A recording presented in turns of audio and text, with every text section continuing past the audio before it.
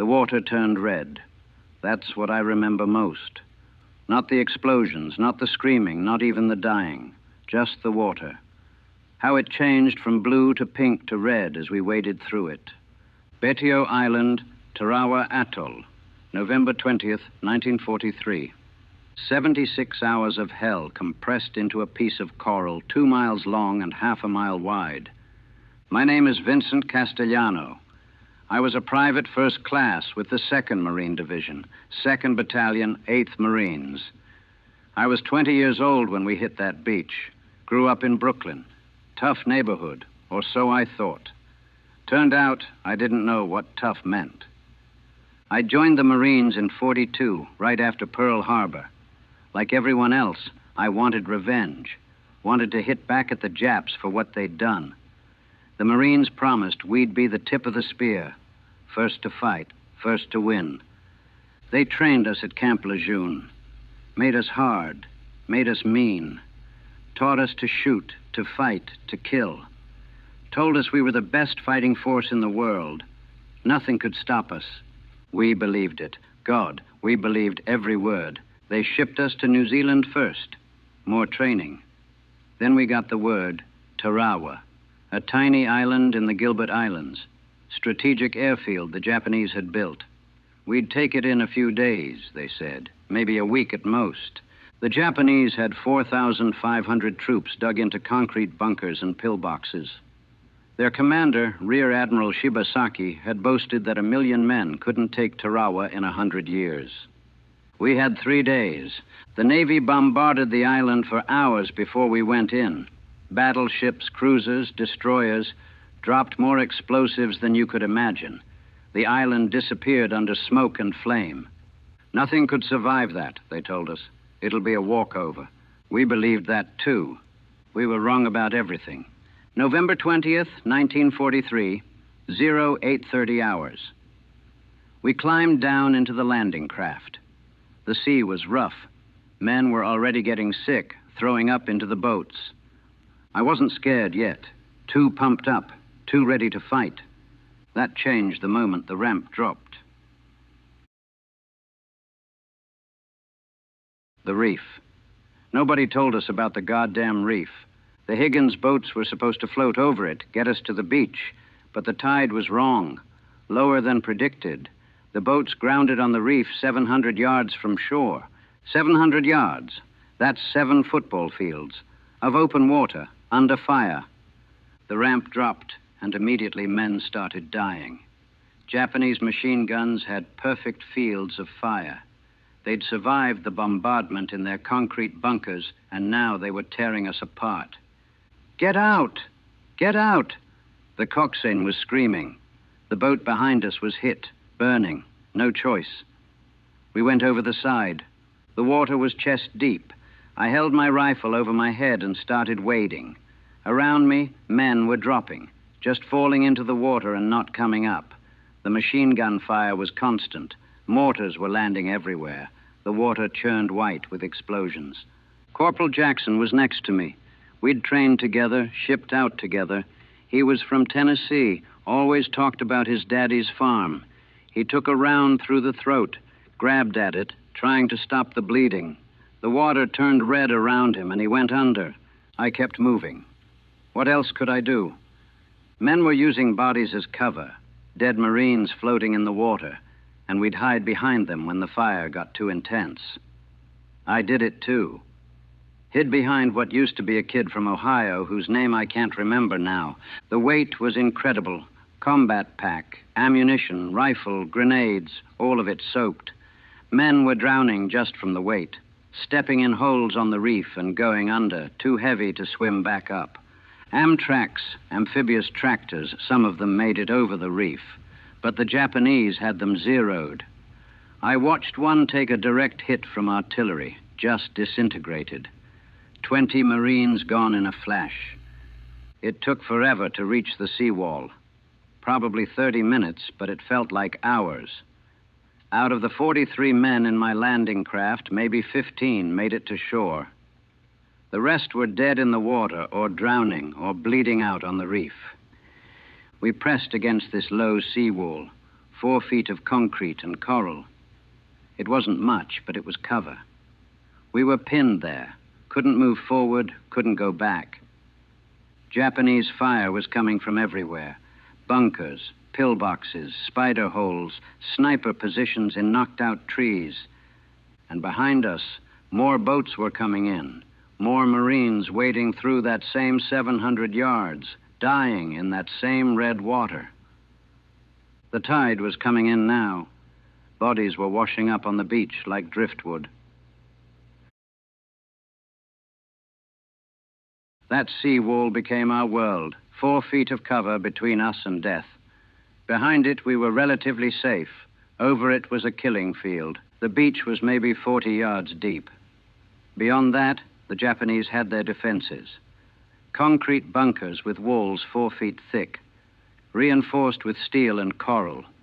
Our naval bombardment had barely scratched them. They'd put machine guns in interlocking fields of fire.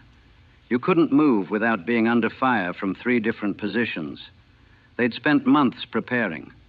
Every inch of that beach was pre-sighted. They knew exactly where to shoot. We tried to move forward. Lieutenant Morrison went over first. "Follow me," he yelled. Got about 10 feet before a burst of machine gun fire cut him in half, literally in half. His legs kept moving for a second before they fell. We pulled back, huddled against the seawall. Men were crying, praying. Some were catatonic, just staring at nothing. I looked back at the reef. More waves of Marines were coming in. They didn't know, couldn't see from the boats, just hitting the same reef, wading through the same killing field, dying the same way. The water was completely red now. Bodies everywhere. Some were floating. Some were caught on the coral. Some were still moving, wounded, trying to make it to shore. We couldn't help them. Couldn't even try. A kid, couldn't have been more than 18, made it to the seawall near me. He was hit bad, gut shot. He knew it too. "I don't want to die here," he kept saying. "I don't want to die here." I held his hand, told him he'd be fine, told him the corpsman would get to him soon. He died anyway, took about 10 minutes, felt like forever. That's when I realized we weren't winning. We were dying, all of us. This whole assault was a massacre, but they kept sending men, wave after wave. The beach was getting crowded with dead and wounded. You couldn't move without stepping on someone. The smell was already starting. Blood, cordite, burning metal, death. Some men broke and tried to go back into the water, get back to the boats. They got shot in the back. The Japanese didn't care which way you were facing. Sergeant Kowalski started organizing whoever would listen. "We can't stay here. We have to move or we're dead anyway." He was right. Staying meant dying slowly. Moving forward meant dying quickly, but at least fighting. A Sherman tank made it ashore, one of the few that got over the reef. It started moving up the beach, firing at bunkers. We followed it, used it as cover. The tank made it maybe 20 yards before a Japanese gun knocked it out. One shot through the side. The tank brewed up, caught fire. We could hear the crew screaming inside. Nobody could get to them. The fire was too intense. We were flat on the sand now. Couldn't go forward, couldn't go back. Just trying to dig into the coral with our hands, our helmets, anything. The coral was hard. You couldn't dig, couldn't get below the surface. I was certain I was going to die. Not scared anymore. Past scared. Just accepting it. This was where it ended. On this beach. This worthless piece of coral in the middle of the Pacific. I'd never see Brooklyn again. Never see my family. Never have a life after this. This was it. Somehow, nightfall came. We were still alive. Still pinned on that beach, but alive. The Japanese attacked after dark. Banzai charges. Screaming, coming at us with bayonets and swords. We fired at muzzle flashes, at shadows, at sounds. Half the time you didn't know if you hit anything. They'd infiltrate our lines. You'd be in a shell crater with 3 other guys, then suddenly realize one of them was Japanese, fighting in the dark with knives, entrenching tools, bare hands. Private Murphy, kid from Boston, killed a Japanese soldier with his helmet, beat him to death with it, then sat there in the dark, covered in blood, laughing. Not funny laughing, broken laughing. I killed men that night, don't know how many. Some with my rifle, one with my car bar knife when he jumped into my crater. It was him or me. No thinking, no hesitation, just survival. By morning, the beach was worse. More bodies, more wounded. The smell was overwhelming, sweet and rotten. You could taste it. But reinforcements were coming in. More Marines, more Amtraks making it over the reef. We were building up enough force to push inland. Day 2, day 3. We fought bunker to bunker, pillbox to pillbox. The Japanese wouldn't surrender. Had to kill them all, every single one. We'd blast a bunker with satchel charges, throw grenades inside, pour in flamethrowers, the smell of burning flesh mixed with everything else. Some Japanese were in spider holes, hidden positions that didn't look like anything until someone popped up and shot you in the back. You learned to check everything, to trust nothing. The island was tiny, but every foot was contested. We'd take a position in the morning, lose it in a counterattack, take it back in the afternoon. Men dying for patches of sand we'd already died for once. I stopped learning names, stopped trying to remember faces. What was the point? They'd be dead in an hour anyway. Kowalski died on day 2. Sniper got him while he was directing fire on a bunker. One shot right through the head. He was the best NCO we had. Didn't matter. The corpsmen were heroes, running through fire to get to wounded men, pulling them back to aid stations. So many corpsmen died. They wore medic armbands, but the Japanese shot them anyway. We took the island on November 23rd, 76 hours after we landed. The Japanese commander killed himself. Almost all of his men were dead. The few prisoners we took were mostly Korean laborers forced to work for the Japanese. We'd won. We'd taken Tarawa. The cost? Over 1,000 Marines dead. More than twice that wounded. In 76 hours. For a piece of coral 2 miles long. They called it a victory. Told us we'd done well. Taken a heavily fortified position with acceptable losses. Acceptable. I walked that beach after it was over. Bodies everywhere, ours and theirs, bloating in the sun. The graves registration people were trying to identify them, tag them, prepare them for burial. Some you couldn't identify. 2 burned or 2 torn apart. They'd be buried as unknown. I found Jackson, my friend from Tennessee. He'd washed up on the beach. His body was tangled in barbed wire. Fish had been at him. I helped pull him out, helped bag him. His personal effects, wallet, letters from home, a picture of his girl, they gave those to me to send back. I couldn't do it. Couldn't write to his family. What would I say? They buried the dead on the island. Long rows of graves, crosses made from ration boxes. Over 1,000 of them.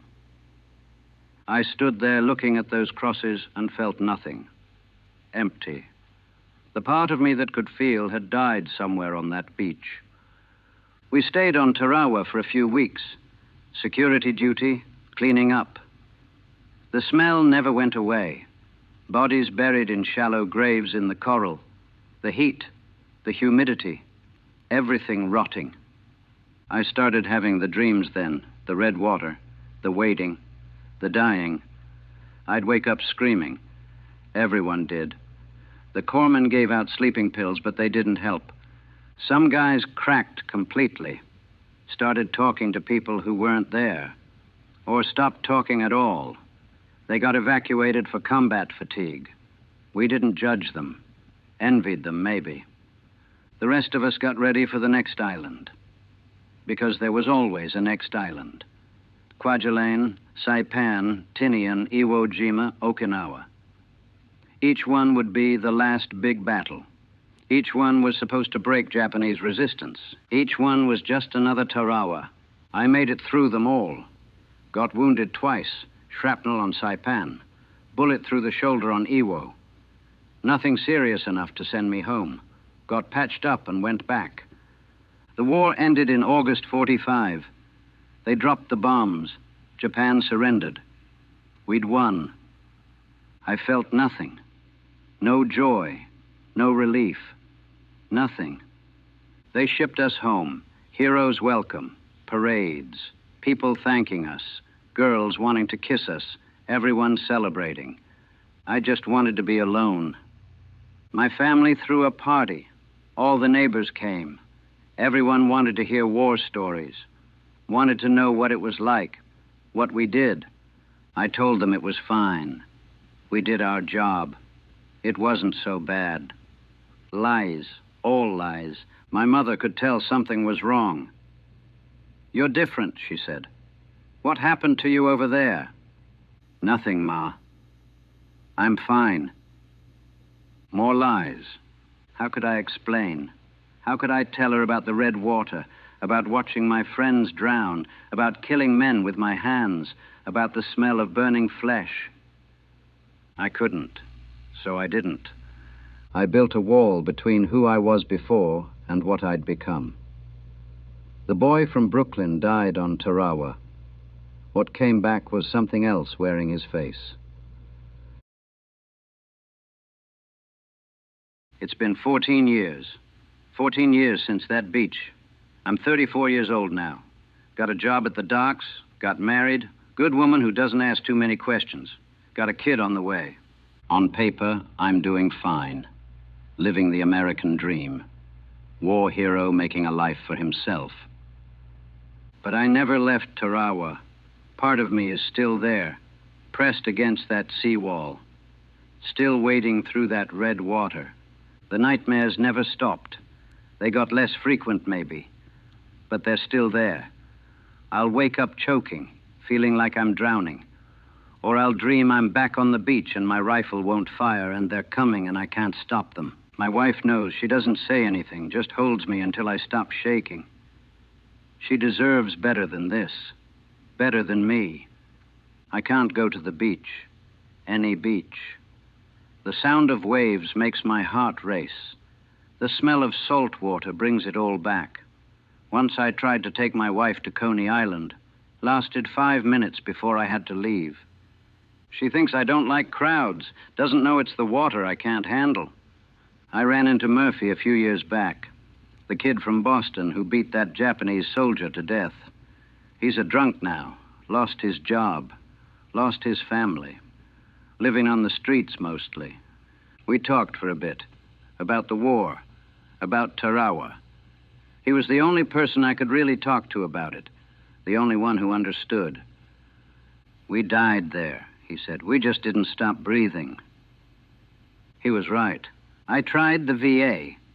They've got programs for veterans, counseling, support groups. I went to one meeting, a bunch of guys sitting around talking about their problems. I couldn't do it. Couldn't talk about it with people who weren't there. How could they understand? So I left and never went back. Most days I'm fine. I go to work, I come home, I play the part. Functioning member of society, normal guy. But then something will trigger it. A loud noise, the smell of diesel fuel, someone screaming. And suddenly I'm back there, on that beach, in that water. I read that they're building memorials now, monuments to the battles. Tarawa will get one eventually. They'll call us heroes. They'll say we saved the world. Maybe we did. Maybe taking those islands shortened the war, saved lives in the long run. The generals say so. The historians say so. But I was there. I saw what it cost. I knew the men who paid that cost.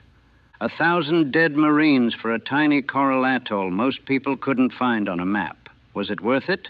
I don't know. I'll never know. All I know is that boy from Brooklyn, the one who wanted revenge, who wanted to fight, who thought he knew what tough meant. He died on November 20th, 1943. What survived isn't him.